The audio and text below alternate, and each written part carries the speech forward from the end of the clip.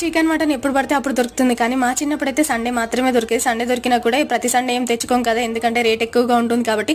అబ్బా చిన్నప్పుడు ఎందుకు ఇలా చేసుకోవడం తెలియదు అని నేను ఎప్పుడు ఫీల్ అవుతున్నాను. మరి ఇంకెందుకు లేటు, ఎగ్స్ తోనే మటన్ కర్రీ ఎలా చేసుకోవాలో చూసేద్దాం వచ్చేయండి. ముందుగా 5-6 ఎగ్స్ తీసుకొని దాంట్లో కొద్దిగా నూనె కొద్దిగా ఉప్పు తీసుకొని మంచిగా బీట్ చేసుకొని ఒక పెద్ద గిన్నెలోకి వాటర్ వేసుకొని ఆ వాటర్ బాగా వేడయ్యాక కలిపెట్టుకుని ఎగ్ గిన్నెను దాంట్లో పెట్టి మూత పెట్టి ఒక 10 నిమిషాలు ఉడికించి తర్వాత పక్కన పెట్టుకోవాలి. ఈ లోపు కర్రీలోకి గ్రేవీ అయితే రెడీ చేసుకుందాం. ముందు ఒక ప్యాన్ లోకి కొద్దిగా మసాలాలు, అలాగే 4 ఉల్లిపాయలు, 4 టమాటోలు, కొద్దిగా జీడిపప్పు, కొద్దిగా పసుపు, ఉప్పు వేసి టమాటాల పైన స్కిన్ సపరేట్ అయ్యేంత వరకు ఉడికించుకొని పక్కన పెట్టుకోవాలి. చల్లారాక మంచిగా మిక్సీ పట్టుకోవాలి. ఆ లోపు ఇక్కడ మన ఎగ్స్ ఇందాక ఉడికించాం కదండి, ఇలా చిన్న చిన్న ముక్కల్లా కట్ చేసుకొని ఒక ప్యాన్ లోకి కొద్దిగా ఆయిల్ వేసుకొని ఇలా మంచిగా వేయించుకోవాలి.